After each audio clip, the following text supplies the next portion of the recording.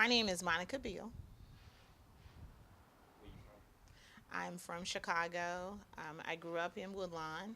I've lived here for 35 years. I now reside in Morgan Park. How do you?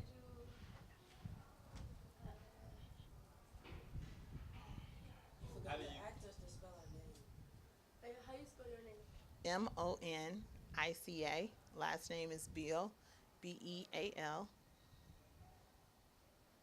when did you start coaching the girls in basketball team?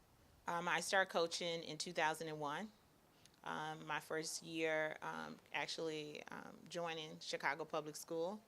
And I have been coaching high school basketball as well. I coached at Simeon, Thornridge, and last year I coached boys at Fisk on 60th and Langley. When did you start like teaching? 2001 was my first year teaching as well. I taught fourth grade, and they are now seniors. Well, they have graduated from college this year. So, like, what subjects did you teach? I taught in fourth grade. I taught everything, general education, and for 5 years I taught kindergarten, first grade, every grade you could think of. I pretty much have taught. I've even taught on a collegiate level. I've taught at Columbia College. My major was fashion at Chicago State, so I taught fashion merchandising at Columbia College. I lived in the Woodlawn area for 35 years. And 3 years ago, I moved away into my family home in Morgan Park. My family has had this home since 1916.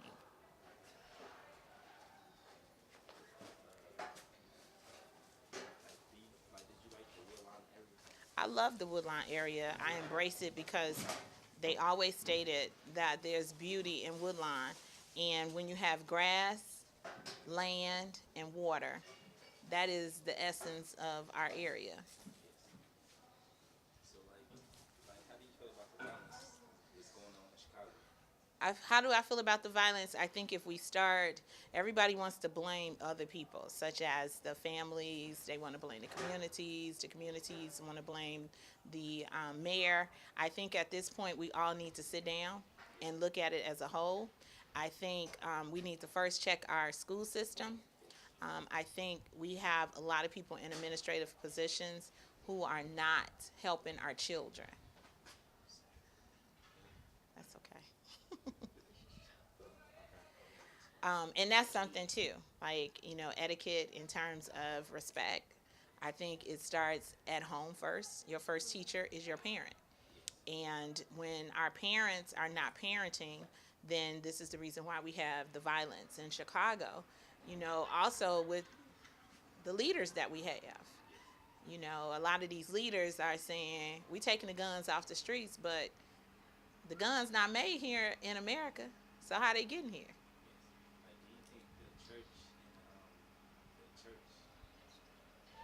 do you think the church and the church, the church,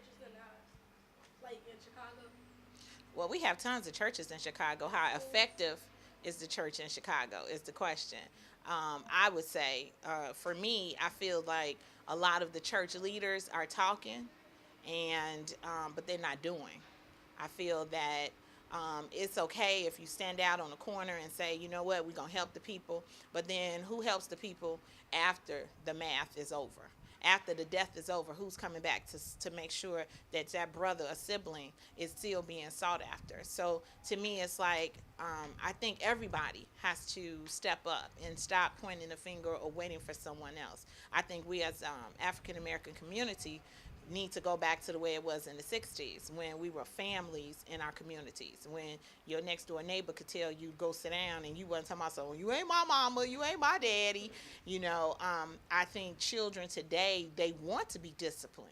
I don't think it's a child out here that doesn't. I think that the way society has, played with all of the Nicki Minaj and, the rap, and I just saw a doll on Facebook, and the little girl, the Barbie doll, was made with boobs and, draped in a chain with a Louis Vuitton bag. So is that the image of the African American young lady today? So, I mean, I have to look at society and say to society, What are we gonna do to change?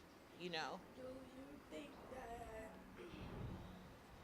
the more like when people rap and when they rap about like shooting and stuff like guns and stuff, do you think like it's making the kids like Like it's affecting the yeah, kids. like I it's think affecting so. the I kids? think they emulate what they see. I think that many children today are visual children. They're visual learners. So if you're a visual learner, you're gonna learn by what you see, versus a person that may sit and then say, you know what, if I teach you this math verbally, so are you a verbal learner or a visual learner? In today's society, because of the drug aftermath in our communities, many of our students are not even equipped to learn because of the disabilities that they already have. They either have alcohol in their systems, drugs in their systems, and then you telling somebody who may get beat every night when they come to school, sit down, be quiet. But if I just got beat last night, really? How can I really learn if all I could think about is that beating that I received last night? So that's why I'm very concerned with how when the kids do come to school, why we can't embrace them. Let the school be their safe haven. And many schools is not their safe haven. It's like they get beat up when they get to school because the adults, as soon as they walk in the building, someone is saying to them, "Why you here?" It's school. Where am I supposed to go? You know what I mean? So if you don't feel embraced at home and you don't feel embraced at school, and then you go to your church and then your church pastor's like, I got you, all right, whatever you need, I got you. And then when you really in that that crunch, and there's nobody there for you, where do you think that kid is going to turn to? The streets. So that's why I said we have to stop making excuses for our communities if we're not going to step up. You young children are looking at the adults today, and if we walking around here and you walk past and the first thing I do is clench my purse, then what message am I sending to you? Because you're African American, I need to be intimidated by you? Absolutely not.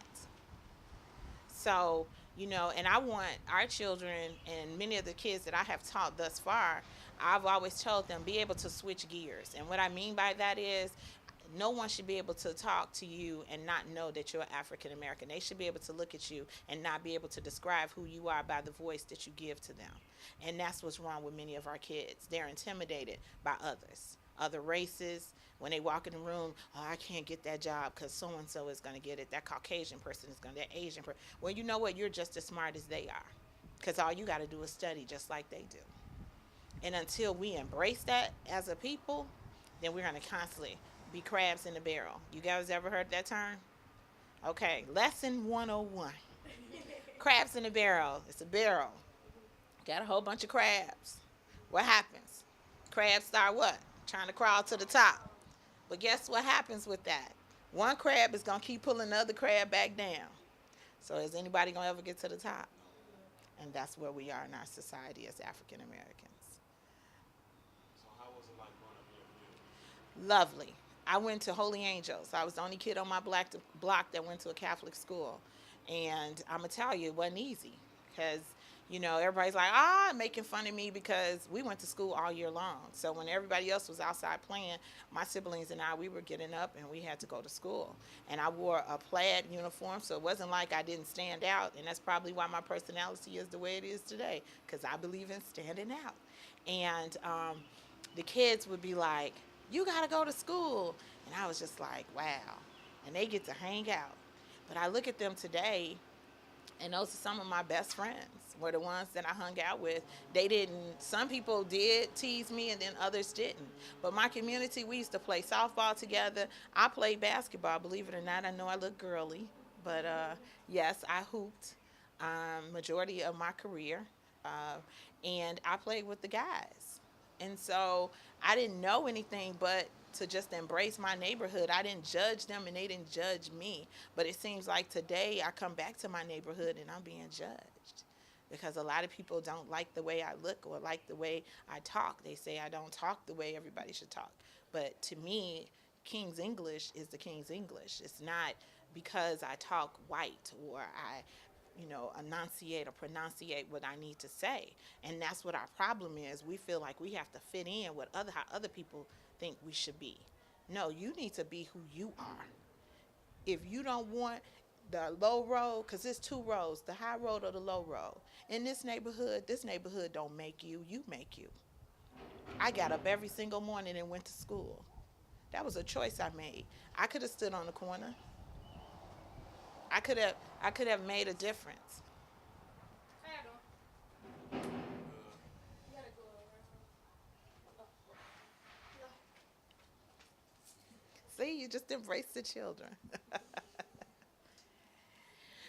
But I love this neighborhood. It was a lot of foundation for me, and it gave me what I needed. And I worked pretty much downtown. And being in the fashion industry, I told my parents I went off to college and I had the dreams like everybody else. But I was like, I want to be in the fashion industry. I want people to know who I am. And my dad was like, "Oh yeah, really? Okay. So go find a school." And I found the International Academy of Merchandising Design. And in doing so, um, I was only five African Americans out of this whole school, which you guys now call IAMD. You see it on TV. And I walked in like, I'm going to make something of myself. And I became a fashion coordinator there.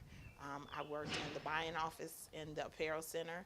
I worked in retail, and I decided I wanted to create my own job for Evans Furrier.